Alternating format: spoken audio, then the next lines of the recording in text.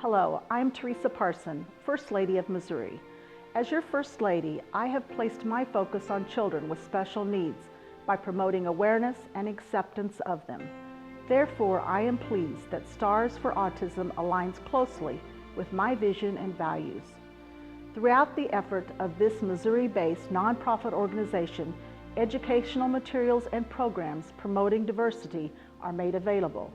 These programs teach communities throughout the state to become autism-friendly. I recommend and support the efforts of Stars for Autism to educate all Missourians about autism. Thank you, and may God bless you. Hi, I'm Miss Molly, and we're here today to learn about autism and being a good friend. And I actually work in an early childhood special education classroom, so I get to work with kids every day, and many of them have autism. And I have learned so much from them. So not only do I get to help them, but they help me learn a lot too. The first thing that we are going to talk about is our senses. And we all have 5 senses. And so if you guys can hold up your hand, and what we're going to do is we're going to take our thumb and we're going to put it on our ear, and then we're going to take our finger and put it on our eye, and our nose, and our mouth, and our chin. It kind of feels weird. But our 5 senses are hearing, seeing, smelling, tasting, and touch. And so we all have these 5 senses, okay? And so sometimes with kids with autism, their senses may be a little bit different than what you sense. So when we have our hearing, some kids with autism, they may be really sensitive to loud sounds. They might want to cover their ears because it hurts their ears. On the other hand, the sounds may not bother them at all, and so they might not notice fire alarms or warning signals. So they might need some extra help when those signals are happening. A teacher or even a friend could say, oh, we need to move out of here, because they might not notice those sounds. And when it comes to our seeing, so we use our eyes to look and see things. Sometimes when a child has autism, they might be really sensitive to light. The bright lights might bother them. They may feel really overwhelmed when there's lots of bright lights. But then again, on the other hand, it might not bother them at all. I know even in my own experiences, bright lights, sometimes if we're at fireworks or different things, we might need to put sunglasses on because those really bright lights might bother us. The next of our senses, because we did our hearing, we did our seeing, and then smell. So our nose, we smell things, and sometimes smells can be really overwhelming to us, and sometimes they don't bother us at all. And so again, everybody's different in how sensitive they are to smell. The next one, so we did our hearing, seeing, smell, taste. So sometimes we might not like food, and sometimes we like food, right? We all have different preferences to what food we like and what we don't. Sometimes the taste of food can be really overwhelming to somebody that has autism, and even if they don't have autism, it can be overwhelming, but to so much of a degree that they might gag or not feel good having that food in their mouth. But then on the other hand, they might be okay with any type of food. Our last one, so we did our hearing, seeing, smelling, taste, and our chin, that helps us remember touch. Okay, so that last of those 5 senses is the sense of touch. And sometimes we like those really deep squeezes and those deep touches, and then some kids may just not want to be touched at all. Okay, and so that is related to our senses. So again, we're going to do our 5 senses one more time. So hold up your hand. Okay, we're going to put our thumb on our ear. That's for hearing. Here is seeing, smelling, tasting, and touch. That's a good way to remember the 5 different senses that we have. The next thing that we are going to talk about is communication. Okay, so we all communicate differently, but when we communicate, and that's how we tell people our wants and our needs, And so kids with autism may communicate a little bit differently. They may be nonverbal. They may not have words to say. They may use sign language. So if they want more of something, they might use the sign more. Okay? Or they may use a tablet to talk. So their voice would be pointing to a picture on a tablet, and then it says the word for them. Okay? And on those tablets, they don't have games on them. They are just solely for those kids, for their to communicate. Okay? If they do talk, there are some kids that on the autism spectrum that they can talk. They're very verbal, but sometimes those kiddos, they don't always understand some figurative language type of things or sarcasm. For example, a kiddo was in class and the teacher was helping them work on math, and they were just, the whole class was understanding the math, and the teacher looked at them and she's like, "You guys are on fire." And the kiddo thought that he was really on fire, so he got up and ran out of the room because he thought that he was on fire. And really, it was just that they were learning and understanding the math assignment, and so the teacher was like, "Oh, he thinks he's on fire." So they had to explain to him that, no, it just meant that you guys understood everything that I was saying. And so they don't always understand that figurative language. They might not always understand your jokes. So you tell a joke and they may not think that it's funny because they don't understand the meaning behind the joke. They can just be very literal thinkers. Another thing they may struggle with is following directions. So understanding two-step directions, you might give them a couple things to do, and they may do the first step, but they don't complete the second step because they are not able to complete that whole two-step directions. Sometimes kiddos may want to talk a lot, but they really only want to talk about what they want to talk about. So they may really love dinosaurs, and so that's what they want to talk to you about is dinosaurs, because they have so much information about dinosaurs and they know so much and they're excited to tell you. And if that situation comes up, you might even be able to say, "Hey, can we talk about," and then give them another topic to talk about to help them expand on your conversation. We are getting ready to read a book here in just a second, and this book is called Albert is My Friend. And in this book is about a little girl named Mary Louise, and she has a friend named Albert, and Albert has autism, and Mary Louise is a good friend to Albert. And in this book she talks about some of Albert's odd behaviors that he has, and then Albert, in his thinking bubbles, he thinks about why he may have these behaviors. And now we're going to read Albert is My Friend, Helping Children Understand Autism, written by Jan Luck and Dr. Linda Barboa, illustrated by Travis Hansen.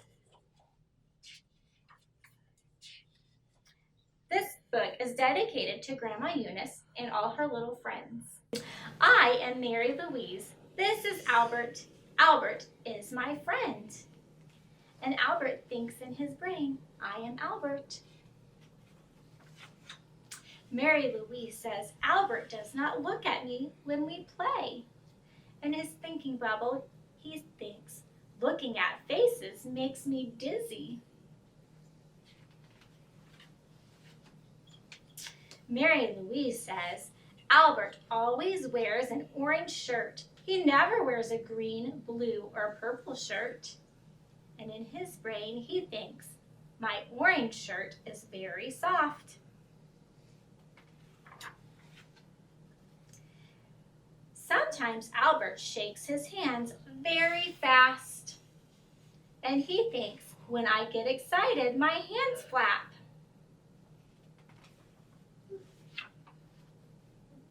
Mary Louise says, Albert runs away when he sees a butterfly.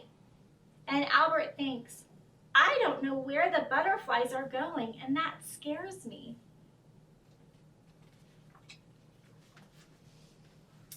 Mary Louise says, Albert likes to put things in a straight line. Putting things in a straight line makes me happy.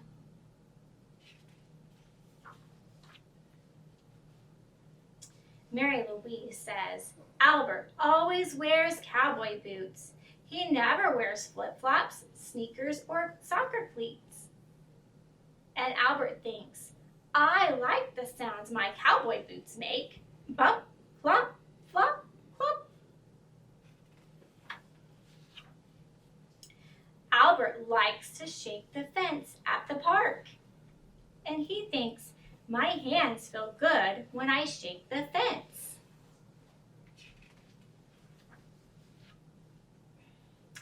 Albert always wears a blue baseball cap. He never wears a red, green, or orange cap. And he thinks, I feel safe when I wear my blue baseball cap.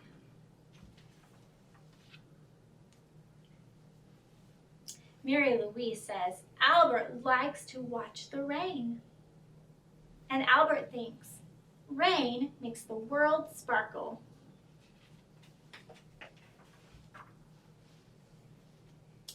Albert doesn't talk to me, and that's okay, because Albert is my friend. And Albert thinks, I don't say words, but I have a lot of ideas. I am Albert. The end. So now we're going to talk about how to be a friend. So we all work on being friends with each other, right? And some ways that we are friends with and make friends is that we play with them and we communicate with them. And so one way to be a good friend is maybe if you notice somebody on the playground that doesn't have somebody to play with, you could ask them to play with you. I know at one school they have something called a buddy bench, and you can go sit on this bench if you don't have somebody to play with, and then that lets people on the playground know, oh, this person needs somebody to play with. And so that's a good way to know to invite a friend to play with you. But if your playground doesn't have a buddy bench, you could even look around, and if you notice somebody that doesn't have a friend to play with, you can invite them to join your group and ask them to play with you. You always want to make sure that the person that you've asked to play understands your game that you're playing and understands what you want them to do and how to interact in those games. So you can teach your friends, if they maybe don't understand tag, you could teach them how to play tag and explain to them that, oh, I'm going to tag you and you want to run away and don't let me tag you, and so that that person knows the rules of the game. Because sometimes, like we talked about earlier, if a child has autism, they might not understand what you're doing in the game, and they might think you're coming after them trying to hit them. So if you can explain that game, I think that will help them understand what you're wanting to do. In class, you can make sure that you say hello and use good eye contact with that friend to help them know that you want to interact and play with them. Some other things that you can do, you can always invite them to a birthday party. If a kid with autism is in your class, make sure that they know that they're welcome to come to your birthday party as well. And at your birthday party, make sure that you include them in the activities that are going on. You want to make sure you never leave anybody out when you're playing. So you can think about your personal self of when you're playing with friends, you don't like to feel left out. And so you can put yourself in that situation and think about, oh, I need to make sure that I'm including this friend and make sure that they feel welcome within our group of friends. The next thing, we are getting ready to read a book called Oodles and Scoodles of Friends. And in this book, it talks about there's all different types of friends that we have. Our friends don't have to look like us. We can have friends that don't look like us. We all have different skin colors, different hair colors, different colors of eyes. So we may look different from our friends, but we're all people, and we want to work to get along with everyone. All right, now we're going to read Oodles and Scoodles of Friends. Oodles and Scoodles of Friends by Jan Luck and Dr. Linda Barboa, illustrated by Louise Brimmer.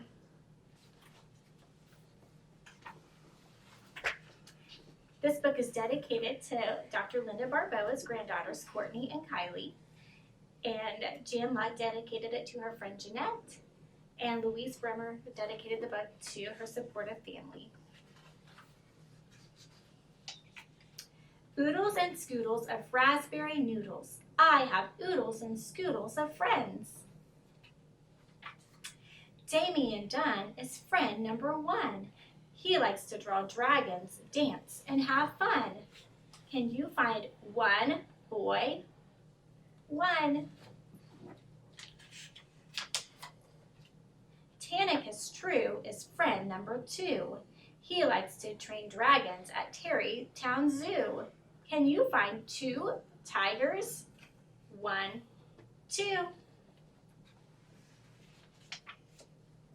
Molly Marie is friend number 3. She likes to make muffins and mulberry tea.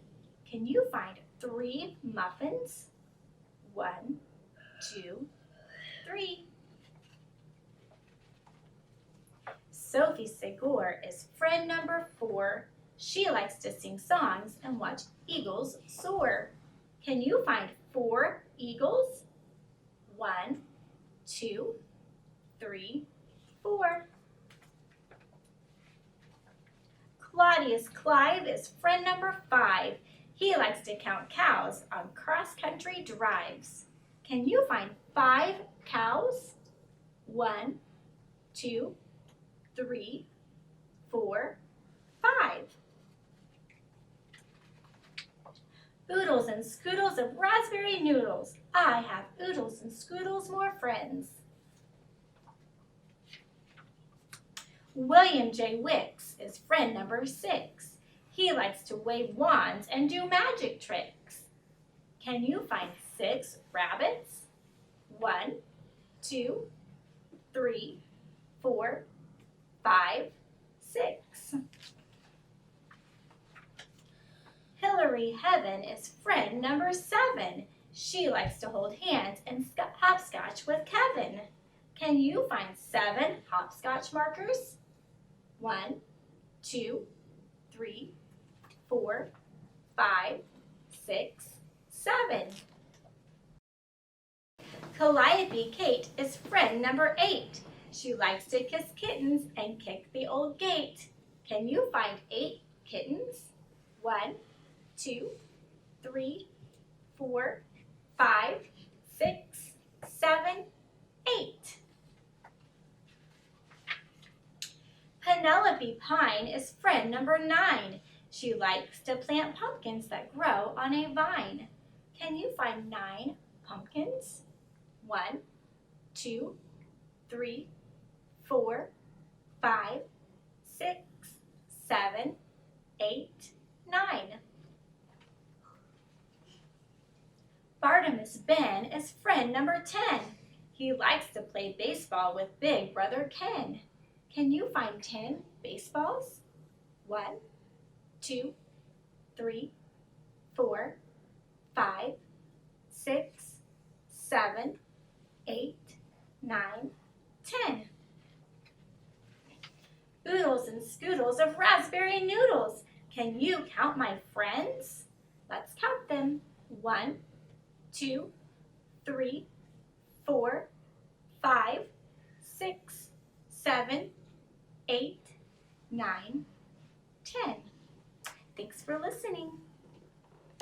I just want to thank you guys for coming today and learning about all different things about autism, and I hope that this has been helpful for you to be able to understand some different things about people with autism and how that you can be a good friend to them.